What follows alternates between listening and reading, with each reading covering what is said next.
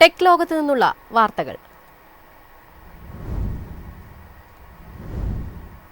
സൈനിക ശേഷി വർദ്ധിപ്പിക്കാൻ ഇന്ത്യ 2000 കോടി രൂപയുടെ കരാറിന് പ്രതിരോധ മന്ത്രാലയത്തിന്റെ അംഗീകാരം. ഡ്രോൺ പ്രതിരോധ സംവിധാനങ്ങൾ ഉൾപ്പെടെ വാങ്ങാനാണ് കരാർ. ഓപ്പറേഷൻ സിന്ദൂറിന് ശേഷം രാജ്യത്തിന്റെ പ്രതിരോധ സംവിധാനങ്ങൾ ശക്തിപ്പെടുത്താൻ പുതിയ കരാറുമായി പ്രതിരോധ മന്ത്രാലയം. ഡ്രോൺ സംവിധാനങ്ങൾ ഉൾപ്പെടെ വാങ്ങാൻ 2000 കോടി രൂപയുടെ അടിയന്തര ആയുധ സംഭരണ കരാറിനാണ് അനുമതി. 13 കരാറുകളിലൂടെ അത്യാധുനിക സംവിധാനങ്ങൾ സേനയുടെ ഭാഗമാകും. പാക് അതിർത്തിയിലടക്കം പ്രതിരോധ സംവിധാനങ്ങൾക്ക് കൂടുതൽ കരുത്തു നൽകാനാണ് പ്രതിരോധ മന്ത്രാലയം പുതിയ കരാറിലേക്ക് എത്തുന്നത്. 2000 കോടിയുടെ ആയുധ സംഭരണത്തിനാണ് നിലവിൽ അനുമതി നൽകിയിരിക്കുന്നത്. ഭീകരപ്രവർത്തനങ്ങൾക്ക് നടപടികൾ കടുപ്പിക്കലാണ് ഊന്നൽ. ഡ്രോണുകളെ പ്രതിരോധിക്കാനും സൈനികരുടെ സുരക്ഷയും ആക്രമണശേഷിയും വർദ്ധിപ്പിക്കാനുമുള്ള പ്രതിരോധ ഇടപാടാണിത്.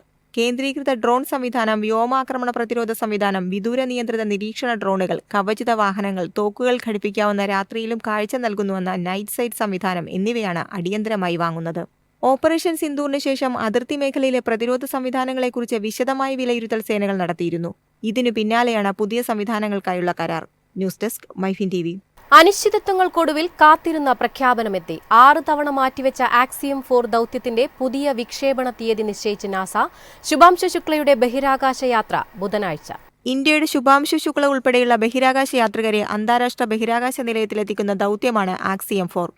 ജൂൺ 25 ബുധനാഴ്ച വിക്ഷേപണം നടത്തുമെന്നാണ് ആക്സിയം സ്പേസ് എക്സ്, നാസ എന്നിവർ വ്യക്തമാക്കിയിട്ടുള്ളത്. ഫ്ലോറിഡയിലുള്ള നാസയുടെ കെന്നഡി സ്പേസ് സെന്ററിൽ നിന്ന് ഇന്ത്യൻ സമയം ഉച്ചയ്ക്ക് 12:10 വിക്ഷേപണം.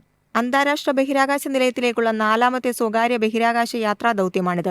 ഫാൽക്കൺ 9 റോക്കറ്റിൽ ഘടിപ്പിച്ച സ്പേസ് എക്സിന്റെ പുതിയ ഡ്രാഗൺ ബഹിരാകാശ പേടകത്തിലാണ് 4-അംഗ സംഘം യാത്ര തിരിക്കുന്നത്. ഇന്ത്യയടക്കമുള്ള രാജ്യങ്ങൾ സസൂക്ഷ്മം നിരീക്ഷിക്കുന്ന ദൌത്യം പല കാരണങ്ങളാൽ ഇതുവരെ 6 തവണയാണ് മാറ്റിവെക്കേണ്ടി വന്നത്. ആദ്യം മെയ് 29 നിശ്ചയിച്ച വിക്ഷേപണം കാലാവസ്ഥ സംബന്ധമായ പ്രശ്നങ്ങൾ കാരണം ജൂൺ 8 മാറ്റിവെച്ചു. പിന്നീട് ഫാൽക്കൺ 9 റോക്കറ്റിന്റെ ബൂസ്റ്ററിലെ ലിക്വിഡ് ഓക്സിജൻ ചോർച്ച കാരണം തീയതി ജൂൺ 10 ജൂൺ 11 മാറ്റി. വീണ്ടും കൂടുതൽ വിലയിരുത്തലുകൾക്ക് ശേഷം വിക്ഷേപണം ജൂൺ 19 നിശ്ചയിക്കുകയും തുടർന്ന് ബഹിരാകാശ നിലയത്തിന്റെ സർവീസ് മൊഡ്യൂളിലെ ഒരു സാങ്കേതിക തകരാർ കാരണം അത് ജൂൺ 22 മാറ്റുകയും ചെയ്തിരുന്നു. News desk MyFin TV. Golf GTI edition 50 അവതരിപ്പിച്ചു. 2026 പുതിയ മോഡൽ വിപണിയിലെത്തിക്കുമെന്ന് കമ്പനി അറിയിച്ചു.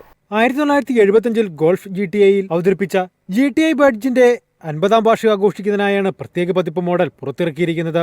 ഇതിന്റെ ഹാച്ച് ബാക്കിന്റെ എത്ര യൂണിറ്റുകൾ വിൽപ്പനയ്ക്കെത്തുമെന്നത് ഫോക്സ്വാഗൺ ഇതുവരെ വ്യക്തമാക്കിയിട്ടില്ല. ഗോൾഫിന്റെ ഈ പതിപ്പ് ഇന്നുവരെയുള്ളതിൽ വെച്ച് ഏറ്റവും വേഗതയേറിയതും ശക്തവുമായ GTI മോഡലാണ്. കാറിന്റെ ഉൽപാദനം വർഷാവസാനത്തോടെ മാത്രമേ ആരംഭിക്കൂ എന്നും 2026 തുടക്കത്തിൽ ഡെലിവറികൾ ആരംഭിക്കുമെന്നും ഫോക്സ്വാഗൺ അറിയിച്ചു. ഗോൾഫ് GTIയുടെ engine 7 speed automatic dual clutch ഗിയർബോക്സുമായി ബന്ധിപ്പിച്ചിരിക്കുന്നു. ട്രാക്കിൽ ലാബ് ചെയ്യുന്ന ഏറ്റവും വേഗതയേറിയ ഫോക്സ്വാഗൺ ബാഡ്ജ് ചെയ്ത വാഹനം എന്ന പദവി ഗോൾഫ് GTI എഡിഷൻ 50 നേടി. ഫോക്സ്വാഗൺ ഹാച്ച് ബാക്കിനൊപ്പം ഒരു ഓപ്ഷണൽ GTI പെർഫോമൻസ് പാക്കേജും വാഗ്ദാനം ചെയ്യുന്നു. പ്രോഗ്രസീവ് സ്റ്റിയറിംഗിനും പരിഷ്കരിച്ച സോഫ്റ്റ്വെയറും ഈ പാക്കേജിൽ ഉൾപ്പെടുന്നു. News desk MyFin TV. Galaxy unpacked event July 9 നടക്കും. ഗാലക്സി ഫോൾഡബിൾ ഫോണുകൾ ഉൾപ്പെടെ ഫ്ലിപ്പ് ഫോണുകളും അവതരിപ്പിക്കും. ലോകം ആകാംക്ഷയോടെ കാത്തിരുന്ന ഒരു സാംസങ് ഇവന്റിന് ഇപ്പോൾ നാൾ കുറിക്കപ്പെട്ടിരിക്കുന്നു. Samsung Galaxy unpacked event July 9 ന്യൂയോർക്കിലെ ബ്രൂക്ലിനിൽ നടക്കുമെന്ന് സാംസങ് അറിയിച്ചു. എന്താണ് ഗാലക്സി അൺപാക്ഡ് ഇവന്റിൽ സാംസങ് അവതരിപ്പിക്കാൻ പോകുന്നതെന്ന് ഔദ്യോഗികമായി വെളിപ്പെടുത്തിയിട്ടില്ല. എന്നാൽ പുതിയ AI ഫീച്ചറുകളും Galaxy Z Fold 7, Galaxy Z Flip 7 എന്നിവയും ഗാലക്സി വാച്ച് അൾട്ര 2ാം തലമുറയും പുറത്തിറക്കുമെന്നാണ് പ്രതീക്ഷിക്കുന്നത്. മറ്റ് 2 പ്രത്യേക എഡിഷൻ സ്മാർട്ട് ഫോണുകളും അന്നേ ദിവസം ലോഞ്ച് ചെയ്തേക്കാം. ഗാലക്സി S25 നിന്ന് പ്രചോദനം ഉൾക്കൊണ്ട ഡിസൈൻ മാറ്റങ്ങളോടെയാണ് Z Fold 7 വരുക എന്നും റിപ്പോർട്ടുകളുണ്ട്. Samsung Galaxy Z Fold 7 6.5 inch outer screen ഉണ്ടാകുമെന്നാണ് റിപ്പോർട്ടുകൾ വന്നിട്ടുള്ളത്. ഇതിന്റെ ഫോൾഡബിൾ ഡിസ്പ്ലേ 8.2 ഇഞ്ചായിരിക്കുമെന്ന് പ്രതീക്ഷിക്കുന്നു. കഴിഞ്ഞ വർഷം ഗാലക്സി Z Fold 6ന് 1,64,999 രൂപയായിരുന്നു വില. ഫ്ലിപ്പ് 6ന് 1,09,999 രൂപയും. എന്നാൽ പുതിയ അപ്ഗ്രേഡുകളിലൂടെ സാംസങ് പുതിയ മോഡലുകളുടെ വിലയും ഉയർത്തുമെന്നാണ് സൂചനകൾ ലഭിച്ചിരിക്കുന്നത്. News desk MyFin TV. ലോകത്തിലെ ഏറ്റവും ധനികനായ ഇലോൺ മസ്കിന്റെ നേതൃത്വത്തിലുള്ള ടെസ്ല ഇന്ത്യയിൽ ആദ്യ ഷോറൂം തുറക്കുന്നു. ജൂലൈയിലാണ് ടെസ്ല മുംബൈയിൽ ആദ്യ ഷോറൂം തുറക്കുക. അമേരിക്കൻ ഇലക്ട്രിക് കാർ നിർമ്മാതാക്കളായ ടെസ്ലയുടെ കാറുകൾക്കായി കാത്തിരിക്കുന്ന ആളുകൾക്ക് ഒരു സന്തോഷ വാർത്ത.